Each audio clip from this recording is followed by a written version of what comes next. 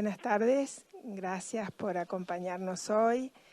Es una nueva propuesta y una nueva presentación de la Cátedra UNESCO de Turismo Cultural y la Licenciatura en Turismo de la Universidad Nacional de 3 de Febrero, en un programa de intercambio con la Universidad de Girona a través del programa Erasmus de la Unión Europea. En este caso recibimos a la doctora Esther Noguer Junca, que ha venido, la estamos transmitiendo desde Buenos Aires, desde el auditorio de la Universidad Nacional de 3 de Febrero. Ha venido para desarrollar una serie de conferencias y hoy se va a referir a los impactos socioculturales del turismo, que sabemos que son muchos, que no son nuevos, pero que de alguna manera, y sobre todo en la prepandemia, la presión de los flujos turísticos en los sitios de interés turístico y de interés patrimonial y del turismo cultural han sido muy fuertes e inclusive han generado rechazos de las comunidades que alojan esos patrimonios y esas bellezas naturales o sol y playa, etcétera. Y después de la pandemia se nota sobre todo en Europa en esta temporada de verano que ha vuelto con todo el turismo, de modo que quienes predecían que la pandemia nos había enseñado y habíamos aprendido mucho, bueno, está por verse y tal vez Esther se va a referir también a eso. Voy a hacer una breve presentación porque a pesar de su juventud tiene una larga trayectoria. Bueno, dijimos que es doctora en turismo por la Universidad de Girona. Ella también es profesora asociada del Departamento de Economía de la Universidad de Girona e investigadora del Grupo de Investigación Multidisciplinario en Género y Desigualdades Sociales. Sus líneas de investigación son la actividad turística y la igualdad de género, especialmente en el sector hotelero, los impactos socioculturales del turismo, la gastronomía como un factor de identidad cultural, natural, turística y el binomio paisaje-actividad turística. En estos ámbitos ha publicado varios capítulos de libros y varios artículos de investigación en revistas nacionales, españolas e internacionales. Además, ha sido presidenta de la Mancomunidad del Valle de Camprodón y regidora de Turismo y Cultura del Ayuntamiento de Setcases, 7 casas, entre los años 2011 y 2015. Actualmente es la presidenta del Centro de Estudios Comarcales de Ripollès. Bienvenida, Esther, muchas gracias por estar acá y te escuchamos. Muy bien. Muchas gracias, Carmen María, muchas gracias a la cátedra, muchas gracias también a la Universidad de Girona y a los gestores de ese gran proyecto Erasmus y, cómo no, a los oyentes de hoy. Hoy vamos a hablar de los impactos socioculturales de la actividad turística, es decir, los sociales y los culturales. Por bien, sí que es cierto que dichos impactos también tienen efectos ambientales y efectos también de carácter económico. Pero para empezar a entender por qué se generan impactos, debemos tener en cuenta que el turismo lo debemos entender como un sistema. Y para poder entender que es un sistema, aquí les he puesto un conjunto de definiciones, pero me quedo con la primera. Conjunto de reglas o principios, ¿por qué no agentes?, sobre una materia racionalmente enlazados entre sí. Es decir, nos encontramos con que el sistema turístico son un conjunto de agentes en general, que tienen unos intereses, unas motivaciones y entre ellos están enlazados. Muy bien, entonces, ¿quiénes son? ¿Quién forma este sistema turístico? Este sistema turístico, esto nos permite contextualizar, abro un pequeño KitKat, esto nos permite contextualizar por qué después se generan impactos, más o menos, y de qué manera. Tenemos por un lado la demanda, que podríamos decir que son los consumidores, la oferta, el espacio, ¿sí?, y los operadores de mercado. Estos son básicamente los agentes que definen el sistema turístico. Cada uno de ellos tiene unos efectos en esa gestión. La demanda es, podríamos decir, los viajeros, ¿sí? Y cuando digo viajeros es importante no únicamente decir turistas, porque también hay los excursionistas, que, por ejemplo, a nivel ambiental, los excursionistas generan más impactos negativos que los turistas. Y todos los destinos lo que buscan es el turista. ¿Por qué? Porque el turista es el que pernocta, el que duerme y, por lo tanto, deja más dinero a la ciudad. ¿Sí? Incluso para algunos destinos, por ejemplo, de donde vengo, de Girona, esto es un problema porque está ahora a una hora en coche de Barcelona y a unos 30 minutos en tren rápido de Barcelona. Y entonces Girona tiene ese problema de excursionismo que se visita pues en una mañana, en una tarde, ¿sí? Y ese problema de no pernoctación. Si bien es cierto que ahora las cosas están cambiando, se han focalizado en unos determinados públicos que ayudan y que solucionan un poquito ese problema. Cuando hablamos de la oferta, ¿qué entendemos como la oferta? Bien, la oferta son el conjunto de productos, de servicios, de infraestructuras que están a disposición del usuario, de la persona. Si bien, como señalo en el punto 2, la oferta puede también no recibir un uso turístico. Y esto tiene unas ventajas y tiene unos inconvenientes. ¿Qué quiero decir? Que algunas veces hay ciertos espacios que se crean para un uso turístico, pero que al mismo tiempo es utilizado por los residentes o que a posteriori es utilizado por los residentes. Vamos a poner un ejemplo. El caso del recinto Fórum de Barcelona, donde se hizo el Foro de las Culturas en 2004. Aquel espacio durante el 2004 fue básicamente utilizado como uso turístico. También la gente de la ciudad iba a visitarlo, pero básicamente vino gente de fuera. Pero hoy en día ha quedado como un espacio de uso no turístico. Por ejemplo, si se hacen conciertos, se hacen allá. Por ejemplo, cuando viene el Cirque du Soleil, que tiende a venir con espectáculos cada 2-3 años, también se instala allá. ¿Sí? Es decir, es importante tener en cuenta esto, que en la creación de nuestras infraestructuras debemos pensar en el uso turístico y en el uso no turístico. Y eso es muy importante para conseguir que la población entienda que el turismo es beneficioso, ¿sí? Uno de los grandes problemas vienen cuando la población local no puede o no tiene acceso a los mismos recursos, a los mismos espacios que el que es foráneo, por decirlo de esa manera. También tenemos, como no, el espacio geográfico, ese lugar, sí, el espacio físico sería geográfico, un terreno, que también es importante tener en cuenta cómo es. Estamos hablando de que es una ciudad, es un municipio, es un único destino turístico, pero que está dividido.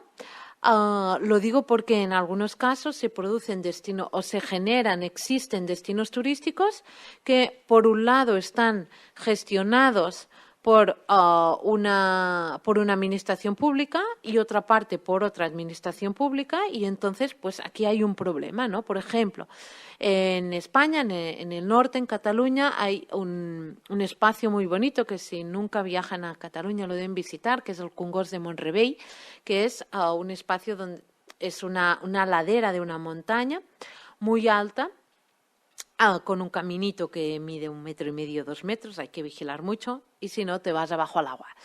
En este caso, el principal problema es que hay una parte con una legislación, que es la legislación de la provincia de Cataluña, por decirlo de esa manera, a su entender de administración pública, de división, y otra parte que está gestionada por otra provincia, que es Aragón.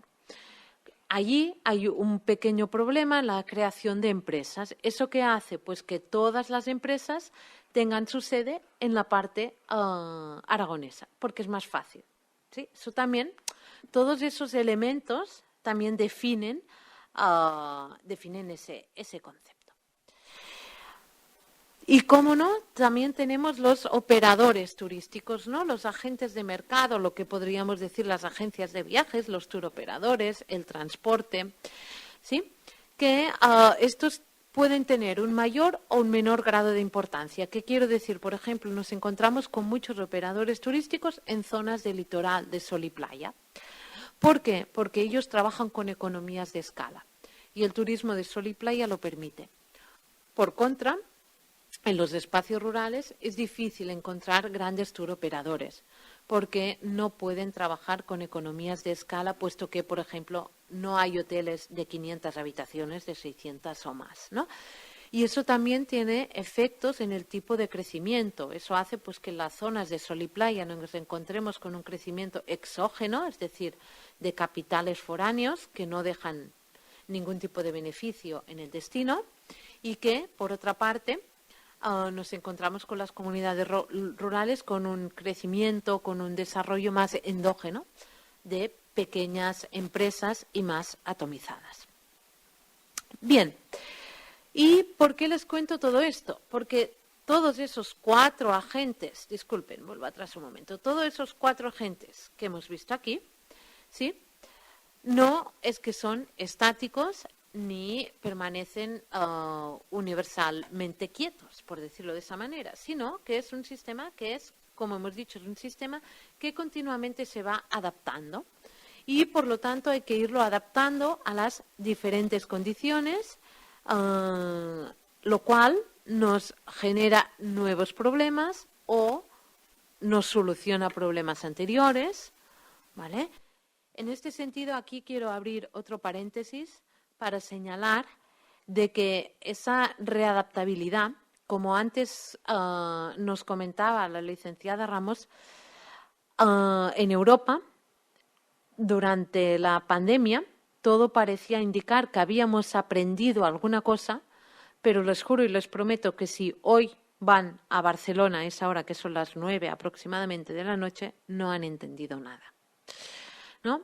Eso también es, bueno, da un poco que pensar, porque no es únicamente número de turismo, de turistas, sino también cómo lo gestionamos, cómo nos ubicamos en este espacio y qué tiene que realmente hacer la administración pública para que esto sea sostenible a largo plazo. Sí, por eso estoy diciendo que es un poco readaptable.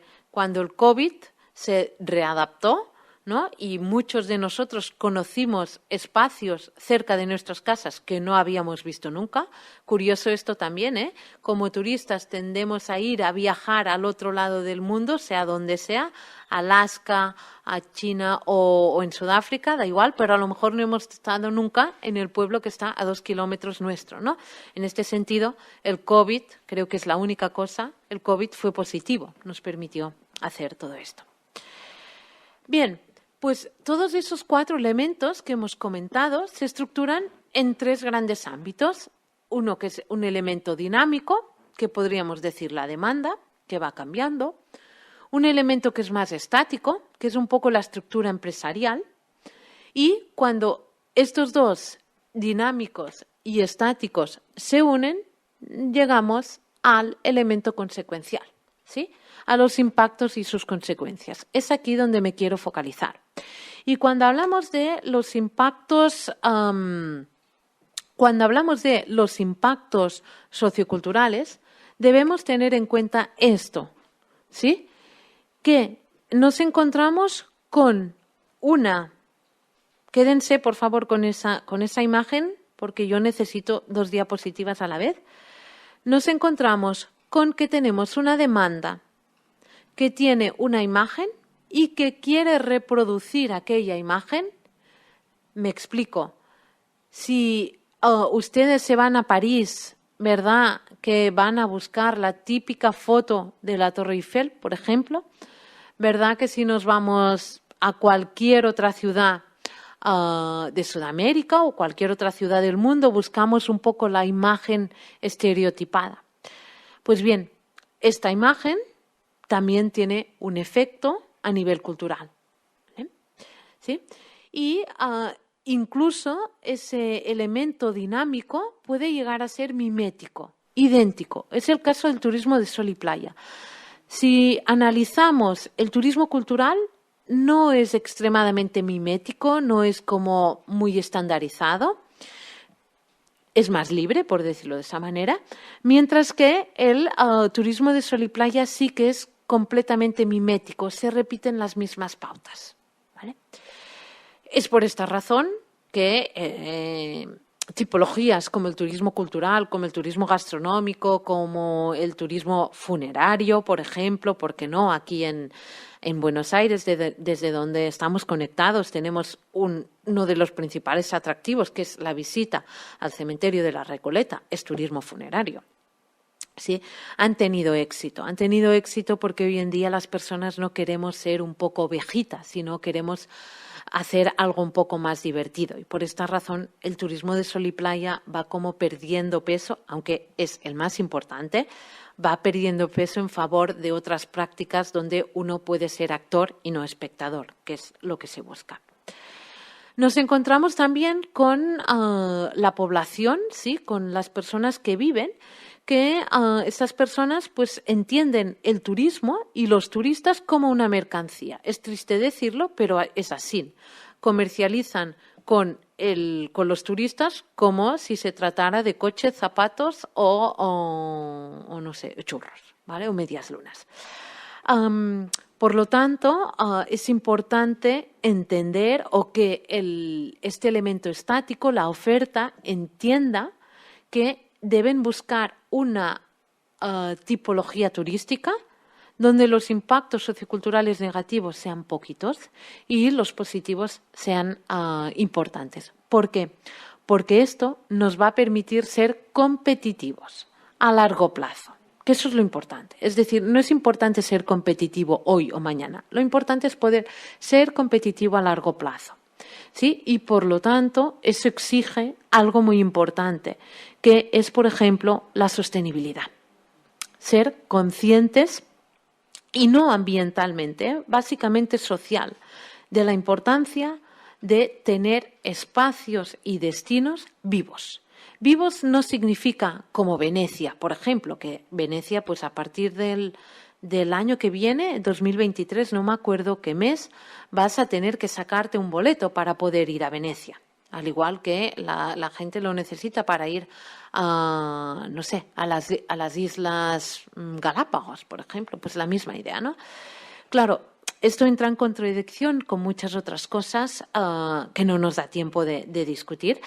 Pero en este sentido es como cerrar un espacio que es público, ¿no? Por lo tanto, antes que llegar a ese extremo, tenemos que pensar en todas las prácticas que uno puede tener en cuenta. En ese sentido, les recomiendo que se lean el Código Ético del Turismo. Son 10 artículos que ocupan una página y media, que los pueden encontrar fácilmente en Internet, que es como el turismo ideal, ¿no? Cómo debería ser el turismo. Bien, y como les digo, eso nos genera un impacto consecuencial, ¿no? Si volvemos aquí, nos encontramos con el turista con unas imágenes, ¿sí? Va en diagonal, y luego hay la población autóctona que tiene una cultura, ¿vale? Y a partir de aquí, eso hace un choque, se mezcla y es lo que se llama la generación de lo auténtico. ¿Por qué se llama la generación de lo auténtico? Se conoce así porque se dice que el turismo genera encuentros entre turistas y entre población local. Y lógicamente estos encuentros, ¿sí? Pueden ser más positivos o menos positivos. ¿Y de qué depende que sean más positivos o menos positivos? Pues bien, todo depende, y disculpen que quiero buscar esto, todo depende de cómo sea el crecimiento, por ejemplo. ¿Por qué? Por decir alguna cosa, en la ciudad de Barcelona hay muchas diferentes manifestaciones de turismofobia, también en Girona. en el centro histórico, pues de carteles que dicen no más apartamentos turísticos, leyes que intentan regularizar los apartamentos turísticos. ¿Y por qué no pasa, por ejemplo, en otros sitios? En el caso español podría ser en las Islas Canarias. ¿Qué diferencia hay? Las dos son grandes destinos turísticos. Pues muy simple. Y es que en Canarias lo han gestionado mejor, lo han sabido gestionar mejor y diríamos que es o en la Costa Brava, por ejemplo, que es un turismo estacional, dura un periodo de tiempo y después se van, ¿no? Entonces, yo, por ejemplo, que vivo en la Costa Brava, pues ahora que está todo lleno de turistas, pues bueno, te armas de paciencia, pero sabes que es desde San Juan, más o menos, hasta el 11 de septiembre, que es cuando empiezan los colegios en España. Bueno, dices 3 meses, pues aguantamos pulpo, ¿no? Pero ¿qué pasa en Barcelona? Que es cada día, ¿no? Entonces, al final, eso genera unos problemas, ¿sí? Y también es importante tener en cuenta la actitud que adoptan las personas que residen, ¿no?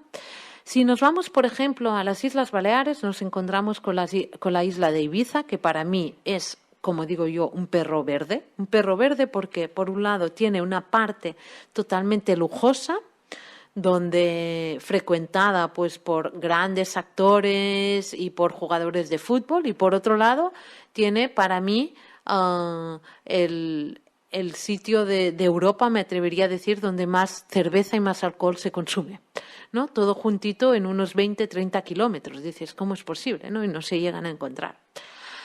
Pues en el caso de Baleares encontramos 2 islas, que básicamente es Formentera, que es una isla preciosa, pero que, por ejemplo, solo tiene 2-3 hoteles. ¿Por qué? Porque la población local se ha resistido al cambio, se ha negado a la llegada de esa masificación turística. Eso también ocurre, por ejemplo, en Cerdeña. Hay el Alguero, si van a visitar el Alguero, en el Alguero no van a encontrar ni un McDonald's, ni un Burger King, ni nada de nada, porque hay un movimiento popular de la población residente que no permite que se abran ningún tipo de fast food de ese carácter internacional. No significa que si yo quiero comerme una hamburguesa no puedo, pues sí, pero será en la hamburguesería de Giovanni, ¿sí? Que es un señor, pero que es del pueblo. Eso también es importante precisarlo. Y vuelvo de nuevo aquí, disculpen por las idas y las venidas, sobre todo para señalarles de que las culturas, ¿sí?, tienen como 2 partes, la cultura turística. Por un lado, el turista se prepara para ser turista o se transforma. Es decir, muchos de nosotros, cuando vamos de visita a algún lugar, nos creemos con derecho a hacer todas las cosas que en casa no hacemos, ¿no? Les puedo hablar, por ejemplo, del caso de Barcelona, cuando vienen ¿cómo se llama?, los aficionados al fútbol, los hooligans, que los llamamos, venidos de Alemania, venidos de Inglaterra, ¿no? Que pues beben por la calle, beben y otras cosas, ¿sí? Tiran sus botellas en el suelo sin problema. Y yo siempre me pregunto, ¿eso lo hacen en su casa? No, después llegan pero están de vacaciones y como estamos de vacaciones, pues todo es permitido, ¿no? Eso también es importante que lo tengamos en cuenta. Pero como hay esa cultura turística, esas cosas que yo quiero ver, en ciertos destinos se han teatralizado, ya me avanzo, uno de los impactos que veremos es la teatralización de las culturas. Es decir, el turista quiere ver, pues no sé, estamos, pues como hablamos desde Argentina, vamos a hablar de Argentina, ¿no? Tango.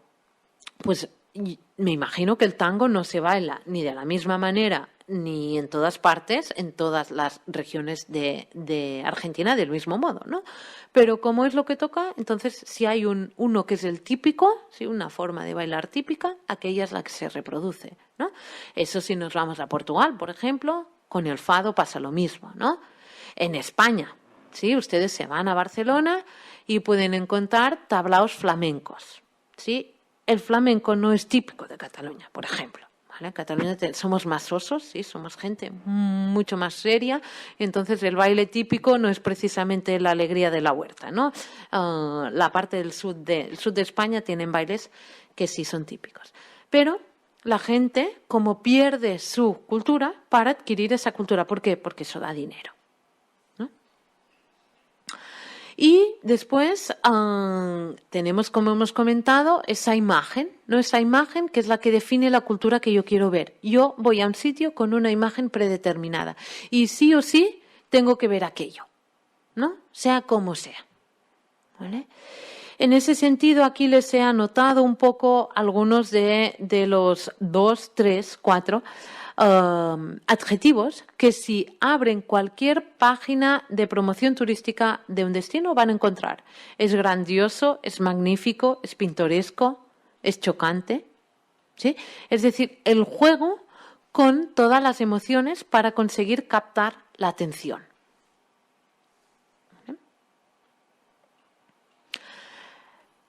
Esta imagen puede también tener contradicciones, ¿sí? Aquí hay un link que no voy a abrir, pero que les recomiendo que se miren un documental que ahora está disponible, que habla sobre la evolución del turismo en las Islas Baleares a partir de los impactos socioculturales y ambientales, que se llama El Todo Incluido. Está disponible en YouTube y lo tienen disponible en 7, 8 idiomas. Es un documental que vale mucho la pena ver porque durante 8 años no fue permitido por las autoridades que en aquel momento estaban al poder y ahora se ha vuelto a difundir. Entonces les recomiendo que lo vean porque vale muchísimo la pena. Todo incluido. El documental se llama Todo Incluido. Después, si alguien que está online tiene alguna duda, lo puedo escribir después en el chat para que quede constancia. Me lo voy a anotar para no olvidarme. Bien, ya entrando directamente en los impactos del turismo. Claro, depende de quién nos dirá que está a favor del turismo y otras personas nos dirán que están en contra, ¿no? A favor del turismo podemos hablar de lo que yo le llamo la corte economicista. La parte del dinero. Pero no siempre. Por ejemplo, en nuestro caso, en España tenemos un economista que se llama Miquel Puig, que él siempre dice que es economista, pero está contra el turismo. El caso de las Islas Baleares, por ejemplo, es la comunidad de España que recibe más turistas. Estamos hablando de que España es el segundo, el tercer destino más importante del mundo. Sin embargo, es la 7ª comunidad más pobre de España. ¿Cómo se come esto? Bien, esto es muy simple. Los precios que se paga por vivir en Islas Baleares no coinciden para nada con los salarios. Es decir, una persona puede ganar unos $1.200 más o menos, pero es que rentar un apartamento le puede costar 1.000 euros. Entonces, o $1.000. Entonces, ¿cómo puede vivir? Este problema no es un problema únicamente para las personas que están trabajando por ejemplo, en el sector turístico, es incluso un problema para los médicos. El verano pasado y este verano, en principio también lo harán, los médicos van a ir cada día de Barcelona a Palma de Mallorca, porque el vuelo es solo 20 minutos y les sale más a cuenta que no rentar un apartamento. Eso también es importante tenerlo en cuenta. Y luego hablamos de los que estamos en contra, ¿no? En los que estamos en contra o no estamos en contra, simplemente decimos que hay que valorarlo, ¿no? Que el turismo en sí no es malo, sino lo malo es la gestión que hacemos los humanos del turismo. Podemos hablar de los sociólogos y los antropólogos, ¿vale? En el caso de España era España un lugar idílico en los años 50, ¿no? Los años 50 cuando todavía no había llegado el turismo. No sé si saben cómo se desarrolló un poco el turismo en España. El turismo en España, es decir, Francisco Franco, el dictador, lo que hizo es dividir España en diferentes regiones. En una región, por ejemplo, ubicó todos los pantanos, que es Aragón, que tienen, no sé, si digo 100, a lo mejor me quedo corta, de pantanos. Y luego, por ejemplo, ubicó 3 destinos turísticos: Benidorm, Palma de Mallorca y Canarias. ¿Vale? Esos fueron los 3 puntos que a Francisco Franco decidió como destinos turísticos. Si bien, como curiosidad, decirles que en Benidorm fue el primer sitio donde se vio una mujer en bañador, porque resulta que había muchas ya turistas del norte de Europa y que en España todavía no se podía ir con bañador. Y entonces se ve que el alcalde, el jefe del municipio de Benidorm, agarró su moto y se fue a Madrid a encontrar a Francisco Franco. Se estuvo casi 8 días esperando a que Francisco Franco lo atendiera porque no tenía cita, y le preguntó: ¿por qué vienes? Dice: porque yo necesito un permiso especial para que las mujeres que me visitan en mi pueblo puedan ir en bikini, porque si no, no vienen, van a buscar otro destino. Y entonces él consiguió un permiso especial que evidentemente después el resto también quisieron el permiso especial, pero como curiosidad. Muy bien. Y también podemos hablar de unos impactos negativos, ¿no? Impactos negativos como grandes bolsas de pobreza junto a resorts de lujo. ¿Sí? Resorts de lujo que contribuyen a crear esas bolsas de pobreza, ¿no? No sé, viajar es uno de mis problemas, es uno de mis puntos fuertes y de mis puntos débiles, ¿no? Eso hace que nunca tenga ningún dinero ahorrado, pero bueno, da igual. Si viajan, por ejemplo, a lugares como Tailandia, incluso sitios de Caribe o ya sitios como Indonesia, le recomiendan que no salgan del resort y no tiene ningún sentido. La vida fuera del resort es igual de agradable que la vida dentro. Sí, pero esa intención de crear como espacios de seguridad para las empresas es muy bueno. Porque estamos hablando de eso, de empresas que son resorts, estamos hablando básicamente, y volvemos a lo mismo, de Iberostars, Meliá, Riu. Me sabe mal decirles que todas esas cadenas son españolas, lo siento mucho.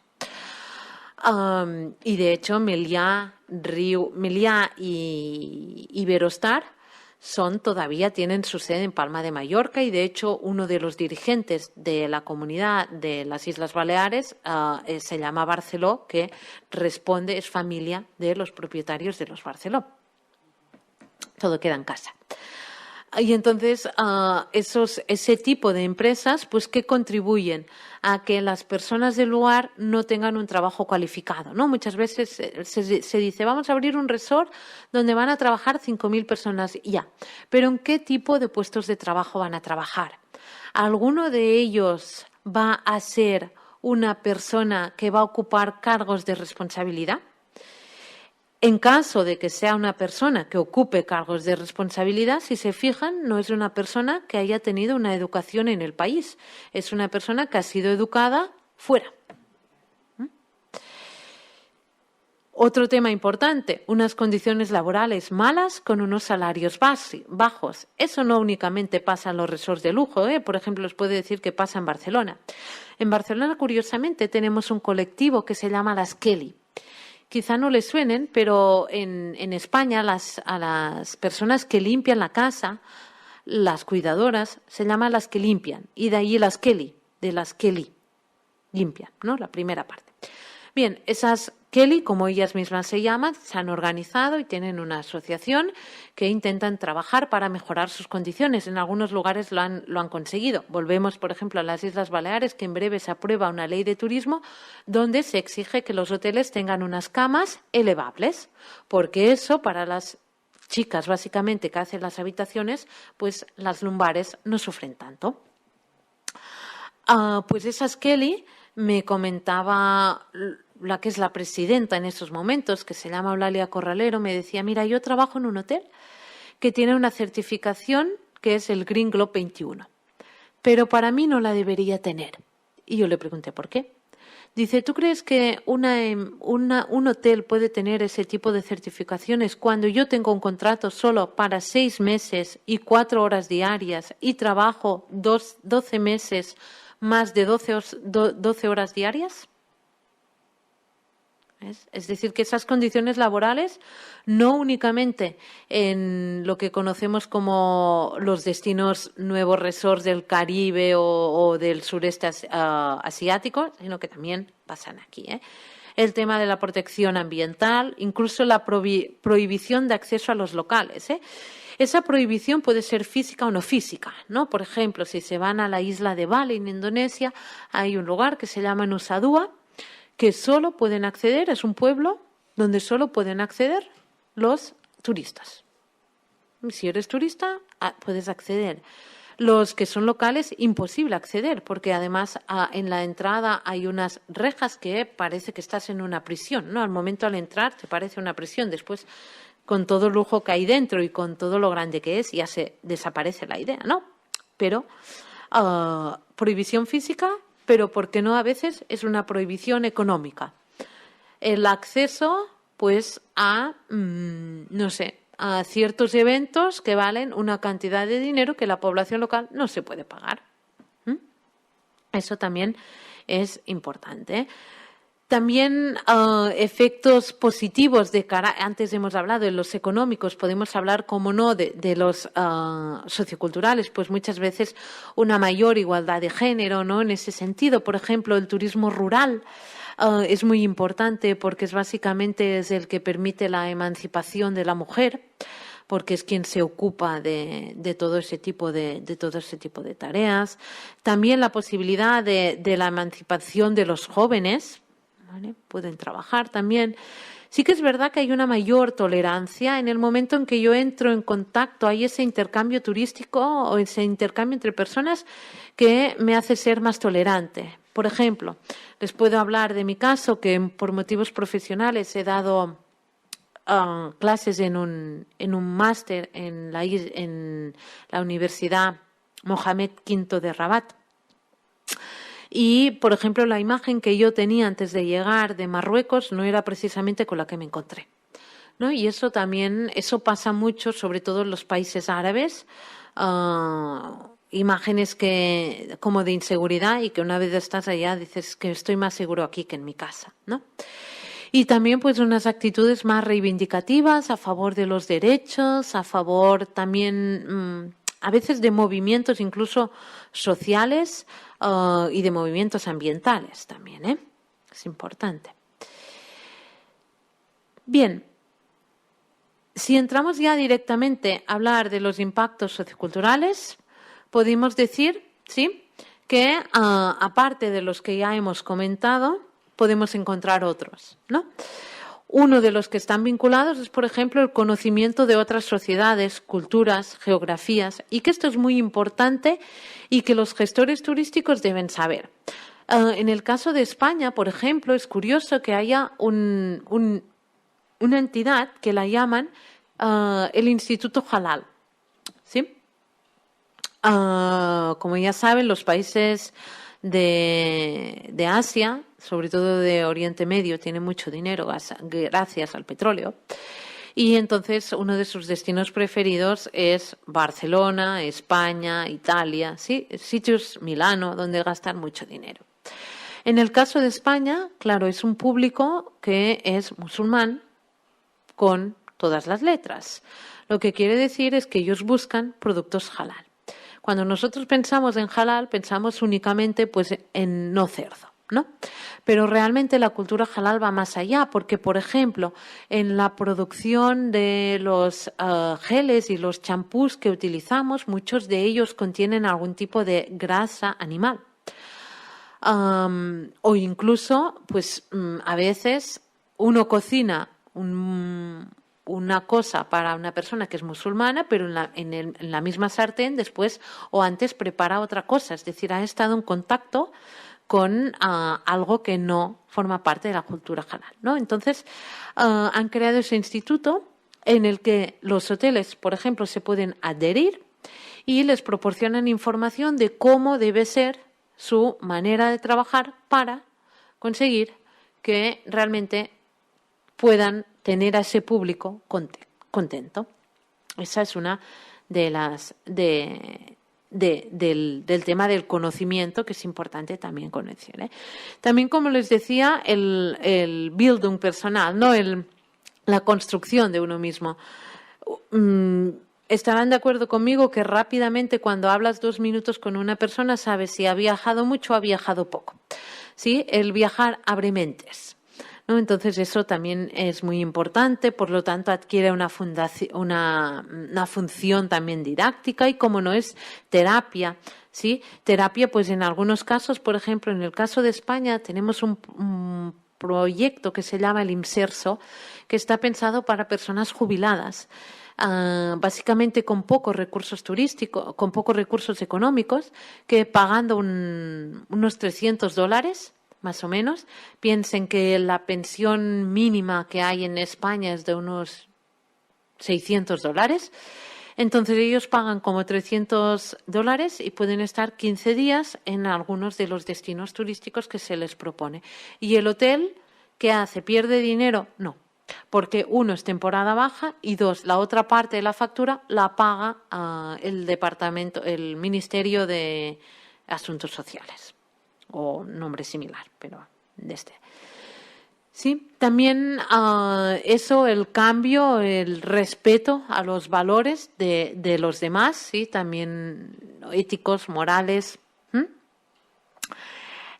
Vinculado también con lo que les he comentado antes del turismo como terapia, también nos sirve a nosotros, tiene unos importantes efectos psicosomáticos para nosotros de ruptura con lo cotidiano. De hecho, el turismo, si buscamos la definición de turismo en la OMT, nos deja claro, sí, que son viajes que duran más de 24 y menos de 365 días a un lugar diferente del nuestro, habitual. ¿Vale? Es decir, un poco romper con lo cotidiano, y que incluso, no sé si nos lo han creado o no, se ha convertido en una necesidad, y el COVID lo ha evidenciado. ¿Qué es lo primero que hemos hecho a la que nos han abierto las puertas, entre comillas? Pues salir a viajar, ¿no? También un elemento importante es que revaloriza la cultura del lugar, solo por el hecho de ponerlo en valor. Es decir, cuando yo quiero ser un destino turístico, voy a analizar qué tengo en mi casa para ponerlo en valor, para que la gente lo visite. Por lo tanto, eso supone que pues haga estudios de cosas que no se estudiaban y que se pongan en valor culturas, e incluso, sobre todo, la industria artesanal, que casi estaba desaparecida, que vuelva a adquirir importancia, ¿no? En este sentido de revalorización de la cultura del lugar, les voy a poner el caso de la Torre Akbar de Barcelona, que es una torre, posiblemente la habrán visto en la foto de los Skylines, que es una torre muy alta que cambia de colores. Bien, cuando se construyó, la gente local lo llamaban el supositorio. Imagínense ustedes lo que les gustaba la torre, ¿sí? Pues hoy en día están orgullosos de tener la Torre Akbar. Ya no le dicen el supositorio, ya le dicen la Torre Akbar. ¿Por qué ha cambiado? Pues todo era el supositorio, hasta que los turistas empezaron a buscar la torre que cambiaba de colores, la torre que habían visto en la página web de no sé dónde, la torre que habían visto en la guía turística de Trotamundos. Y por lo tanto, ese proceso de puesta en valor es evidente en este caso que les acabo. Y como no, el hecho de convertirse en un espacio turístico hace que haya investigación y educación asociada al turismo, ¿sí? En el caso de España, turismo ha sido de las últimas carreras que se han formado, y de hecho el doctorado que yo cursé, que por casualidad fue la primera del sistema en tenerlo, es el único que tenemos en España. El posgrado en turismo que tenemos en la Universidad de Girona, el doctorado que tenemos en la Universidad de Girona. Pero bien, también los impactos negativos, sí, que esos siempre tienen más importancia. Uno de ellos es lo que se llama el efecto demostración. ¿Qué es el efecto demostración? El perder tus costumbres en favor de las costumbres de los turistas porque los consideras superiores. Se evidencia mucho la forma de vestir. Yo creo que de las pocas comunidades que no hay efecto demostración, les podría decir que fue los Amish que conocí en mi estancia en Estados Unidos. Quedé asomada. Como tan cerca de Nueva York y de Filadelfia puede haber una comunidad que el efecto demostración no saben ni qué significa, ¿no? Es realmente interesante porque el resto de lugares está pasando. Uno de los lugares donde más se evidencia en estos momentos es en Filipinas. El hecho de considerar al turista, al que nos visita, que es superior a nosotros, hace que adoptes, por ejemplo, la forma de vestir. Y acabes pues quitándote, en el caso de Escocia, las faldas y pases a llevar tejanos, por ejemplo, jeans. Ese efecto de demostración evidentemente hace que lo que quede típico acabe quedando como algo solo para unos días determinados del año, que me lo pongo porque toca y nada más, ¿no? Y si se paran a pensar, esto es muy feo, es como renunciar a mis costumbres para adquirir las costumbres de otro. Otro de los grandes problemas que trae el turismo pues es el tema de la inseguridad, las drogas, la prostitución, la inseguridad, y no únicamente en países pro-occidentalizados, no occidentalizados. Eso también pasa en países occidentalizados. En estos momentos, por ejemplo, Barcelona no es precisamente una ciudad muy segura, ¿sí? Y otros grandes lugares, pero genera este espacio de drogas, prostitución. Incluso les animo a que piensen cuál puede ser el negocio que genera más ingresos en turismo. Es el tema de la prostitución, el turismo sexual. Sin embargo, ahora sí me preguntan, bueno, y hablando ¿de qué estamos hablando? ¿No? Pues no lo sabemos, porque en la gran mayoría de países eso está prohibido. Y por lo tanto, si yo tengo una agencia de viajes que me dedico a atraer mujeres del centro y del norte de Europa a turismo sexual al Senegal, que es lo que pasa, ¿cuántas agencias puedo encontrar? Bueno, pues si ahora me pongo en la web no voy a encontrar ninguna, porque está totalmente prohibido, ¿no? Barcelona es muy famoso el Congreso Mundial del Móvil, vale, pero el Congreso Mundial del Móvil trae consigo, sí, otro tipo de actividad que no es tan evidente en los canales de comunicación, pero que existe también, ¿no? Eso, el tema de la transformación de esa cultura autóctona, no olvidando todo aquello que no queda bien o que no forma parte de ir a la moda, por decirlo de esa manera, que no es tendencia. ¿Vale? También lo que les comentaba, esa creación de esa cultura turística, no sé, por ejemplo, no sé todavía por qué, no sé si hay algún oyente de México, no sé todavía por qué, pero si van a Barcelona van a encontrar un montón de tiendas con sombreros de mexicanos. No sé qué relación hay entre los sombreros de mexicanos y Barcelona. Ninguna. Ya les avanzo, no hay ninguna. Pero se asimila a esto y, por tanto, las tiendas de los espacios turísticos pues venden esto y venden toros, cuando en Barcelona hace muchos años que no hay toros. Pero es lo que se asimila a esa región, ¿eh? Eso pasa en cualquier lugar, por lo que les comento, ¿no? Porque los empresarios lo que buscan es un poco el dinero, ¿no? Y el dinero se trae de esa manera.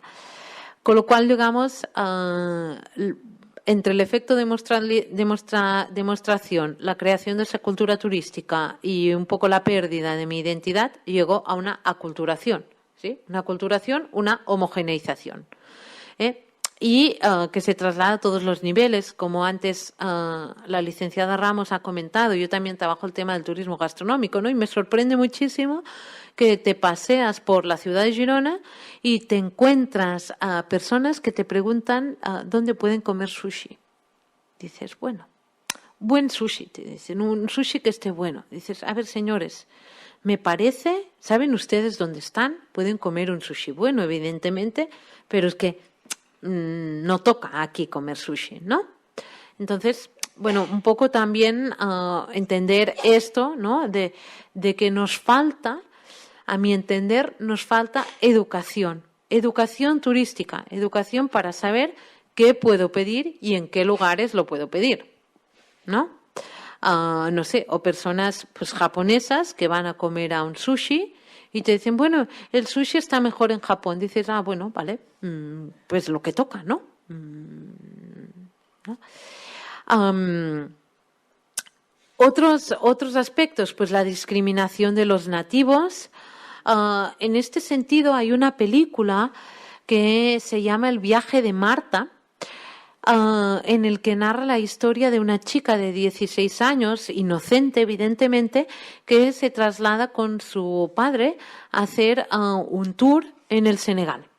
Y allá pues conoce todos los tipos de vida o la vida que llevan los trabajadores dentro del resort.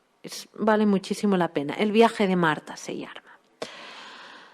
Más temas. No, este es muy importante. No hay identificación del turista con la política o los espacios de conflictividad. Es muy curioso cuando la gente, cuando se va de vacaciones, se despreocupa totalmente de lo que pasa. No se enteran de nada, ni de lo que pasa en el país de acogida ni en el suyo, ¿no? Pues bien, también es importante conocer, ¿no? Cuáles son, pues para poder tener realmente una experiencia, diríamos, holística, integral en aquella cultura, debo también conocer cuáles son los problemas. No únicamente buscar espacios de seguridad, que es lo que pasa muchas veces. ¿Cuáles son las calles donde voy a estar seguro, ¿no? O me voy a Roma, eso también me trae una curiosidad importante.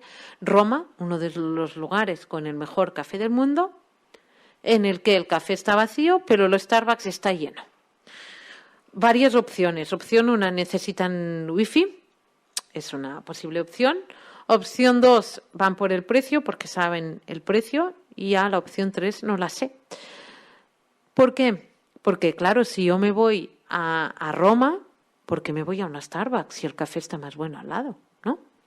Otra cosa es que me vaya a Nueva Delhi, sí, y me meta en un café local. Eso es otra cosa, porque el agua no es potable, no es bueno, puedes tener náuseas. Pero en el caso de Roma, ¿qué haces? No entiendo qué haces tomando un café, sí, en un Starbucks. Quien dice Roma, dice la ciudad de Buenos Aires, que es preciosa, o cualquiera de las ciudades desde donde nos oyen, ¿no? Eso también es curioso, ¿no? El hecho de crear como unos campos de seguridad y que luego en la calle de al lado no hay nadie, ¿no? En el caso de Barcelona, por ejemplo, si ustedes, hay una calle que es el Paseo de Gracia, que sería la calle comercial, donde hay todas las tiendas de marca y los grandes hoteles, las tiendas de lujo, está lleno, no puedes pasar. Pero en cambio las calles que son colindantes, vas tranquilo. Entonces, ¿qué pasa? Que por el Paseo de Gracia no ves nunca a nadie ni que hable, o que poca gente que hable español y poca o casi nadie que hable en catalán. En cambio, por las calles colindantes es donde te encuentras pues los niños que salen del cole con sus mamás, el señor que viene de trabajar, el abuelito que sale a pasear. ¿Por qué? Porque pues deciden salir un poco de ese ámbito y que, como a los turistas les han dicho que por ahí, pues como un rebaño por ahí. También el tema de las migraciones y los desplazamientos de las comunidades autóctonas, ¿sí? Lo que llamamos también la gentrificación. La gentrificación no es más que la eliminación de las comunidades que viven en favor de otras comunidades más pudientes. Eso, por ejemplo, una ciudad que lo ha vivido, ya dejamos Barcelona por un rato, es Lisboa. Lisboa es una de las ciudades que está sufriendo esto, sobre todo porque Lisboa se ha puesto en el mapa turístico últimamente por diferentes razones, las llegadas de vuelos de bajo coste, unos mundiales de fútbol o unos foros europeos, etcétera, etcétera, y ha creado un gran problema en este sentido de acceso a la vivienda. Y también especulación del suelo y deterioro de ciertas zonas, las zonas que son abandonadas, ¿no? Este deterioro En la ciudad, pues, se intenta maquillar, diría yo, pues, ubicando centros culturales o limpiando un poco la imagen, pero en los espacios rurales este deterioro sí que es muy evidente, no únicamente en un patrimonio arquitectónico importante que, como está en desuso, está perdiendo su valor, se está cayendo, y también en lo que es el tipo de bosque, en el tipo de campo, deja de estar trabajado y se convierte en un bosque sin ton ni son. ¿De acuerdo? Aquí, por ejemplo, y ahora voy a hacer otro paréntesis, porque hemos estado hablando de los impactos negativos en las personas, ¿no? Pero el turismo también genera impactos negativos en los animales. En este sentido, esto que ven aquí es el Visa pour la Image. Si nunca van a España, esto es en Europa, esto es en Perpiñán, en Francia. Durante del 1 al 15 de septiembre hay la exposición de fotoperiodismo más importante del mundo. Aquí llegan pues todas las fotos ganadoras del National Geographic, etcétera. Es extremadamente reconocido. El año pasado, el año de pandemia, estaba justamente una exposición sobre esto. Disculpen por la calidad de las imágenes, pero no hice nunca ningún cursillo de verano en fotografía y creo que me sería necesario. En estos casos, ellos nos decían, en esta exposición, denunciaban que esos impactos negativos del turismo también se producían en los animales. Está muy evidente. Está muy evidente. ¿Qué pasa? ¿Ustedes creen que de por sí este pobre mono, este pobre mico, se iría por la calle de Tailandia vestido con de esa manera? No, ¿verdad? Lo hemos convertido en un elemento turístico, ¿no? Un elemento turístico de esa parte de Tailandia, de Chiang Mai, es que haya ese tipo de monos o micos, no sé la diferencia, ¿sí? Que pasean con el paraguas típico. O este caso, ¿no? El caso de esa chica que solo tiene dos móviles en la mano porque solo tiene dos manos, fotografiando a la otra chica que está abrazando a un elefante. Los elefantes, todos sabemos que esos son animales salvajes. Entonces, para conseguir domesticarlos, desde pequeños sufren un proceso muy duro de separación de su mamá, de etcétera, etcétera, ¿no? Y por eso me gustó esa exposición, esa parte, porque denunciaba esto, ¿no? Y luego pensé, sí, realmente los impactos negativos, estamos hablando de los impactos biológicos y ambientales, pero también los sufren los animales, ¿no? Aquí mencionar que en Europa tenemos algunas agencias de viajes que ya renuncian, por ejemplo, a los paseos en elefante cuando van a Tailandia. Por ejemplo, si yo me voy a ciertas agencias de viajes y digo, quiero que todo esto, 15 días, y una cosa que sea el paseo con elefantes. Me dirán, pues se busque otra agencia. Esta no toca. Muy bien. Y ya para ir acabando, les quería contar, si quieren tener más información sobre este tema, que el proceso, ¿no?, de impactos culturales del turismo ya viene estudiado desde hace mucho tiempo. Les animo a que lean las tesis de Doxey, en la que él nos cuenta de que cuanto menos turistas, más satisfacción de la población local. Cuanto más turistas, menos satisfacción. Lo que encaja perfectamente con el ciclo de vida que nos presenta Butler. El otro nos decía que cuanto menos turistas, más contentos la población local, y cuanto más turistas, más descontento. Y eso va totalmente al revés de la curva del destino turístico. Bien, aquí tenía todo explicado y quiero acabar mencionando que los impactos son difíciles de gestionar, sobre todo en el turismo, porque estamos hablando de personas y para personas, pero que sí que hay ciertos momentos que hay que tomar decisiones importantes, ¿sí? Esto, por ejemplo, esta imagen, esta foto de nuevo es mía, por eso aquí se ve una cabeza. Esto es en la entrada de una estación de metro céntrica de Barcelona. Eso se puede ver. Esta no es mía, pero también es de Barcelona. También la podemos encontrar en el casco antiguo, en una de las zonas, solo para ejemplificar un poco hasta dónde puede llegar el odio al turista, ¿eh? O esta también, esta a mí me gusta personalmente porque han sido muy artistas y han aprovechado la dimensión de los contenedores para explicarlo, ¿no? Entonces, estaría bien que intentásemos entre todos evitar todas esas mala praxis. O esta, por ejemplo. Les quería también enseñar que este artículo, Revisión y tendencias futuras de los impactos socioculturales del turismo, que la pueden encontrar en el Google Scholar, narramos, juntamente con 2 investigadoras más, narramos todo esto que les he explicado, pero en formato artículo académico. Nuevo escenario post-pandemia.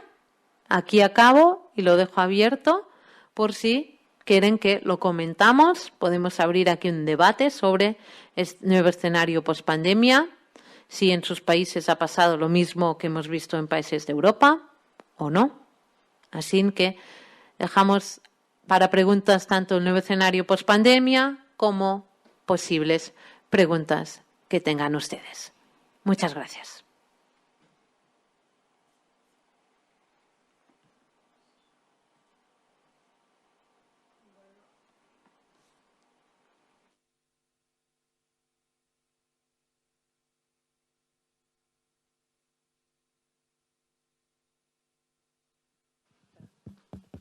Muchísimas gracias, Esther. Damos, digamos, la oportunidad a quienes nos están escuchando vía Zoom si quieren hacer alguna pregunta. Mientras tanto, me gustaría tu opinión sobre si hay un punto de equilibrio, porque hemos visto el rechazo al turismo en ciudades que son, si se puede decir, extremadamente turísticas, pero también sabemos que el turismo es una fuente importante de ingresos para esas comunidades. Entonces, ¿cuál es el punto de equilibrio y cómo se llega para evitar de alguna manera esos impactos tan fuertes, pero partiendo de la base de que el turismo es la fuente, digamos, de generación de empleos y de ingresos para muchísimos pobladores locales? Muchas gracias por la pregunta. El punto de equilibrio, bien, a mi entender, el punto de equilibrio es conseguir que tengamos una mesa de diálogo donde participen todos los que están integrados directa e indirectamente con el turismo. ¿Qué significa directa e indirectamente? Todos. Es decir, debemos reunir a representantes del sector hotelero, representantes de la administración, representantes de promoción turística, la ciudadanía, y que todos se sienten en la mesa y que discutan y que piensen qué tipo de espacio turístico quieren. Si lo quieren turístico y qué tipo de espacio quieren. Sí que es importante que cuanto más pequeño en dimensiones es el destino turístico, más problemas de gentrificación, de turistificación, etcétera. En este caso, por ejemplo, Barcelona ahora ha entendido que el gran problema, uno de los grandes problemas que tiene es que se concentra todo en 1 kilómetro. Entonces, hay otros lugares alrededor que también pueden servir, también se pueden utilizar. Y por esta razón, el plan estratégico de turismo que viene no es únicamente de la ciudad de Barcelona, sino que es de la región metropolitana de Barcelona. Bien, vamos bien. ¿Por qué? Porque alrededor hay conurbaciones que pueden ser totalmente integradas en ese proyecto turístico. Pero repito, es importante que se sienten en la mesa y que lo discutan. Que después siempre para algunos se quedará corto y para que otros será demasiado. Pero sí, bien proyectar esa idea, ¿no? Para mí, uno de los principales problemas de los destinos turísticos es que nacen sin planificación. Que vengan turistas. Cuando vengan muchos, ya veremos. Luego ya hablaremos de cómo nos organizamos. No, eso es un gran error. Desde el primer día debemos tener un plan estratégico que defina y que explique cómo queremos esto. Porque es que si no, será el pan para hoy, el hambre para mañana, ¿no? Y nos viene una pandemia y ¿qué nos encontramos? Como el caso de España y muchos otros países, ¿no? Donde el turismo era su principal fuente de ingresos y que ahora, pues este verano, por ejemplo, no se encuentran personas que quieran trabajar o que puedan trabajar en el sector de la hotelería. Hay muchos restaurantes en las zonas de costa que han tenido que cerrar turnos de trabajo. Pues ¿por qué? Porque esa gente que estaba antes de pandemia trabajando en el sector hotelero se han tenido que espabilar porque los contratos eran temporales y por lo tanto con la pandemia se quedaron sin nada y se han buscado trabajo en otros sectores y ahora pues no vuelven al sector turístico, ¿no? Y ahora los empresarios dicen, ¿y ahora qué hacemos? Bueno, pues todo esto hay que pensarlo antes que hay esa posibilidad de que la gente se vaya a buscar oportunidades de futuro mejor. Entonces, creo haber respondido a su pregunta. Muchas gracias.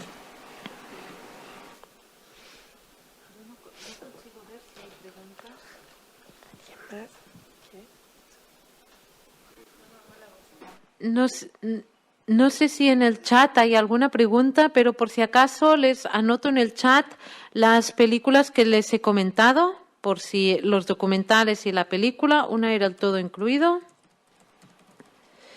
y la segunda El viaje de Marta.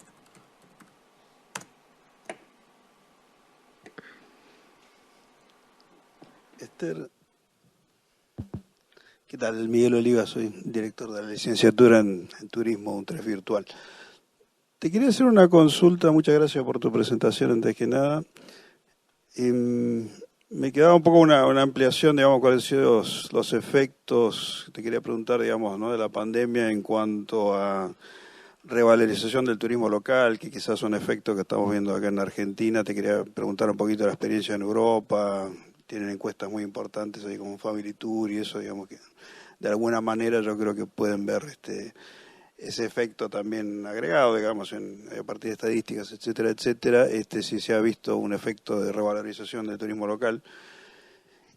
Y algo también que me había quedado, que me parece un tema interesante, hablaste de turismo y género. Te quería preguntar si nos podías ampliar alguna de las conceptualizaciones académicas, políticas, que se están discutiendo en este momento sobre esas temáticas en turismo, que yo creo que es un tema que convoca porque es un tema en discusión social en muchos aspectos de la vida social y se aplica al turismo, pero me gustaría si nos podés ampliar un poquito, dado que también es otra especialidad tuya, esta temática de turismo y género en esta cuestión, digamos, ¿no?, que se está estudiando en política, en academia, etcétera, etcétera. Bueno, ¿querés que hagamos todas las dos preguntas? Bueno, hola, ¿qué tal? Mi nombre es Bárbara, soy profesora también de la UNTREF y te quería hacer una pregunta en relación a lo que mencionaste al final, vinculado a la pandemia, el turismo post-pandemia, trans-pandemia, pues estamos transitando todavía. Acá se empezó a hablar como que a partir del turismo había un repensar las formas del turismo de una forma más sostenible, un poco más integrado, más consciente.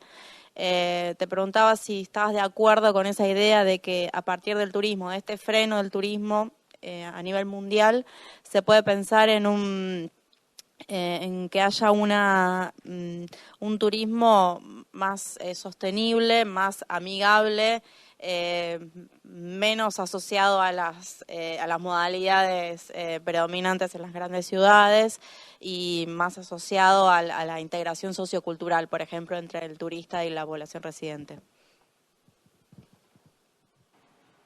Muchas gracias por las preguntas. Voy a responder un poco en orden. En respeto a su pregunta, señor director, sobre el tema de revalorización del turismo local en Europa. Mire, durante el primer y el segundo verano, que no nos podíamos mover extremadamente, nos podíamos mover por dentro de España, la verdad es que los lugares que menos sufrieron económicamente fueron los lugares menos turísticos. Me explico. Por ejemplo, en las zonas rurales de España. ¿Por qué? Yo, por ejemplo, soy, como ha comentado antes Carmen María, yo nací en un pequeño pueblo que está justo a la frontera con Francia, ¿ya? Y en mi municipio somos 80 habitantes, ¿sí? Por eso se llama 7 casas, porque casi nos podríamos meter todos 80 en las 7 casas. Pues es una región que siempre ha vivido del turismo venido de Barcelona, de segundas residencias. Entonces, para nosotros no ha habido ningún cambio desde antes de pandemia a después de pandemia, porque nos hemos mantenido. Es decir, nuestro turismo internacional era 0. Por lo tanto, no sufrimos extremadamente. Sí que vimos que teníamos más turistas porque eran personas que en condiciones normales hubieran viajado y como no podían viajar, venían a buscar aires frescos en las zonas de montaña. Pero por contra, en zonas de litoral sí que tuvieron un gran problema. ¿Por qué? Piensen ustedes que las zonas de litoral en España están pensadas para albergar 80% turismo internacional, 20% turismo nacional. Con lo cual, llenando al máximo, llenaban el 20%. Eso hizo que muchos hoteles cerraran directamente. Lo que está pasando ahora, este año, pues la revalorización que se imaginaba o que se esperaba que se manteniera en el ámbito rural no ha sido así. A la que se ha podido viajar, la gente ha vuelto a viajar. Ya no es esas zonas más rurales las que vuelven a tener prestigio, sino que vuelve a ser el aeropuerto el que vuelve a tener un prestigio. Si bien es verdad que, por ejemplo, en uno de mis estudios vinculados a la gastronomía, en el que hablamos de las mermeladas, eso de desayunar, nos decían muchos productores que desde la pandemia vendían más, porque la gente se había acostumbrado a comprar producto de proximidad y que seguían comprando. Con lo cual, quizá no el número de turistas en las áreas rurales se ha mantenido, pero sí que ha quedado como un pozo de compra o de valorización de productos más locales. Otro efecto que se produce y que ya ha desaparecido era la llegada de personas de la ciudad, básicamente de Barcelona, que se instalaban a los pueblos rurales en pandemia. ¿Por qué? Pues, por ejemplo, ¿no? En el caso de Cataluña, porque España cada comunidad se gestionó como quiso. En el caso de Cataluña, se podía salir a la calle en función del número de habitantes que vivían. ¿Vale? ¿Eso qué pasaba? Que en Barcelona, que viven 1 millón, les costó meses poder salir a pasear. Pero nosotros, sí, desde el día 1, claro, 80 habitantes, sí, en un espacio que tiene, es un pueblo que tiene aproximadamente unos 900 kilómetros cuadrados, con lo cual estamos libres, ¿no? Como pájaros. Eso hizo que mucha gente que tenía segundas residencias viniera, se instalara, otras personas que alquilaban pisos y se quedaban. Y era curioso, los veías llegar y te decían, hola, ¿qué tal? Porque claro, en tiempos de pandemia, cuando veías a alguien que no era del pueblo, te lo mirabas como mal, ¿no? Hola, ¿qué tal? Hemos venido a vivir aquí porque claro, el campo nos gusta mucho, tal y cual. Ah, muy bien. Y yo hacía apuestas, decía, ¿tú crees que se quedarán después de la pandemia? A día de hoy ya no queda ni uno. ¿Por qué? Bueno, porque la vida en el campo es una vida muy diferente de la vida en ciudad. Y cuando en teníamos que estar más cerrados, pues ya nos iba bien estar en el campo, nos da más libertad, ¿no? Pero a la que puedo ir al teatro, a la biblioteca, a comer, a no sé dónde, es cuando me largo, ¿no? Esa vida idílica ya desaparece. Por eso, la revalorización del local, a nivel gastronómico, le diría que sí.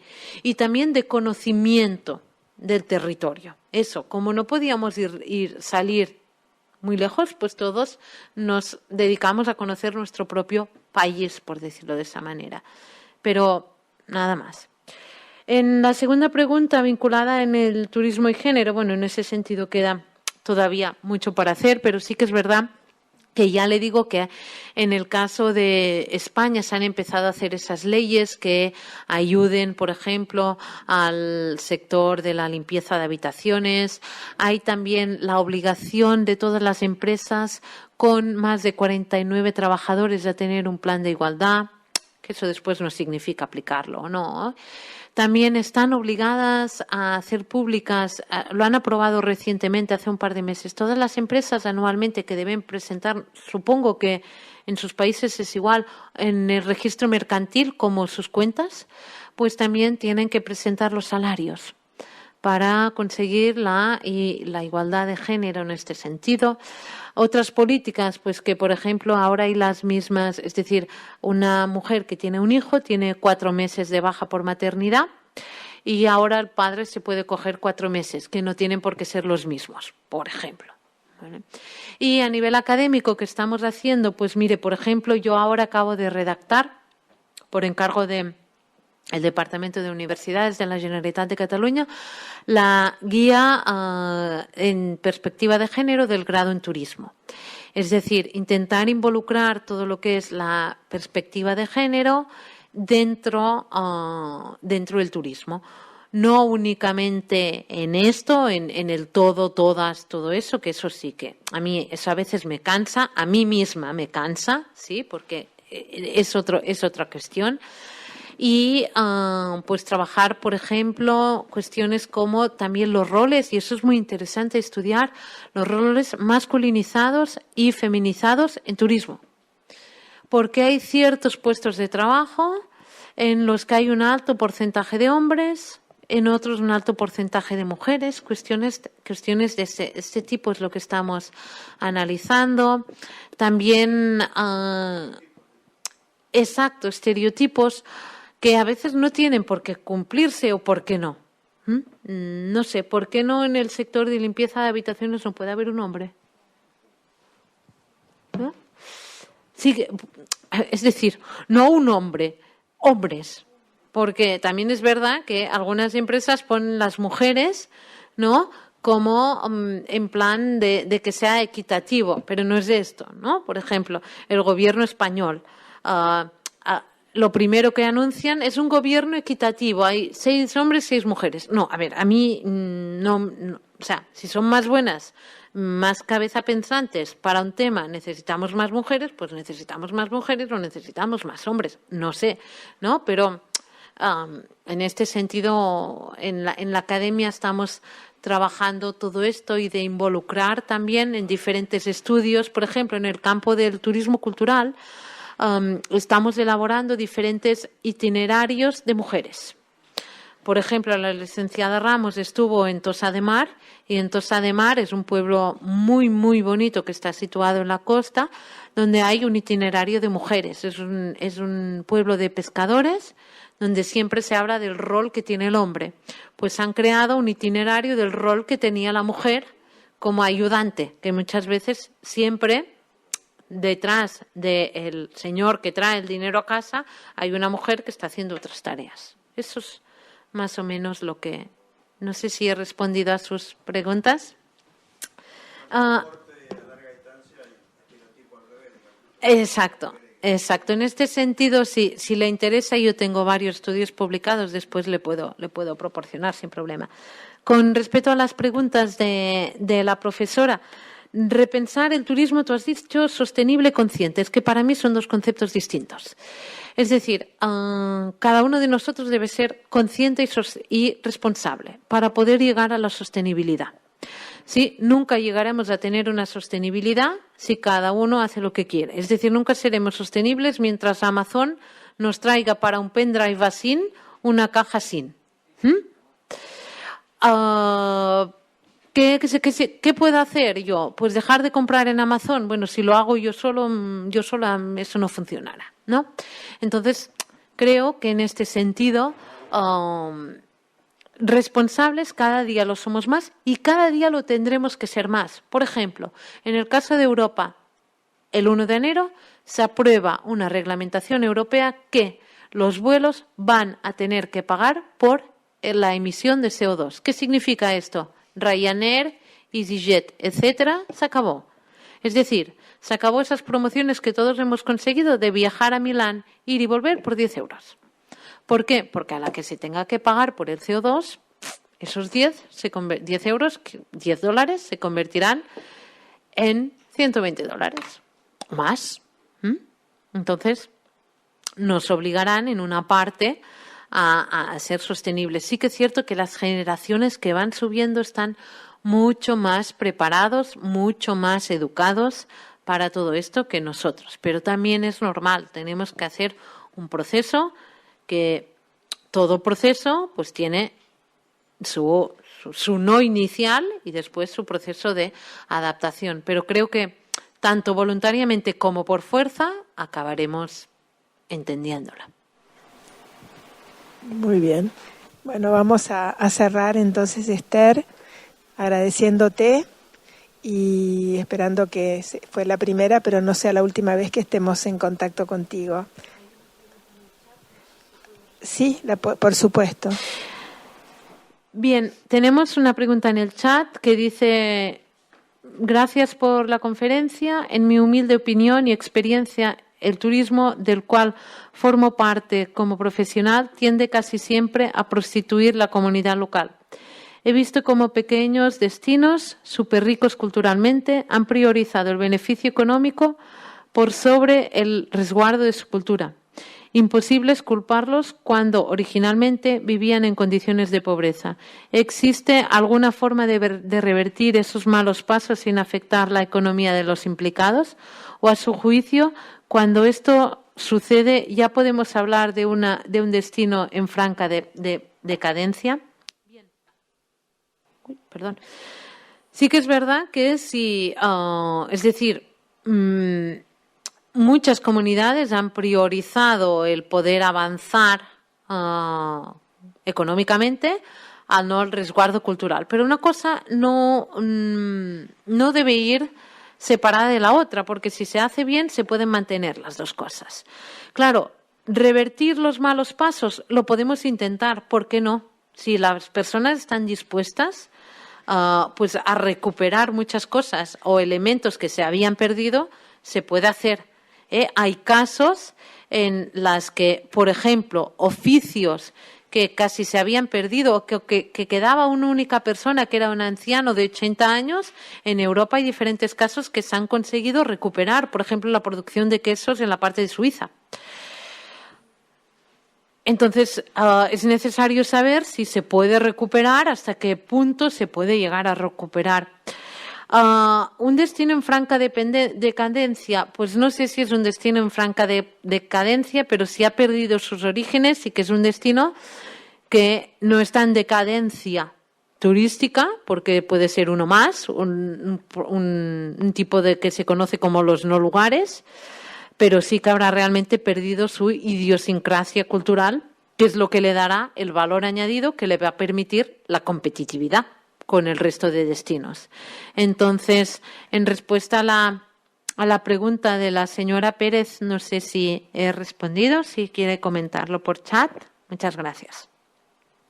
Si hay alguna otra pregunta, sí, muchas gracias. Gracias a usted por la pregunta. Bueno, muchas gracias, Esther, y damos por finalizada esta presentación, esperando poder seguir en contacto contigo en el futuro. Muchísimas gracias. Gracias a ustedes por haber asistido a la conferencia. Muy amables.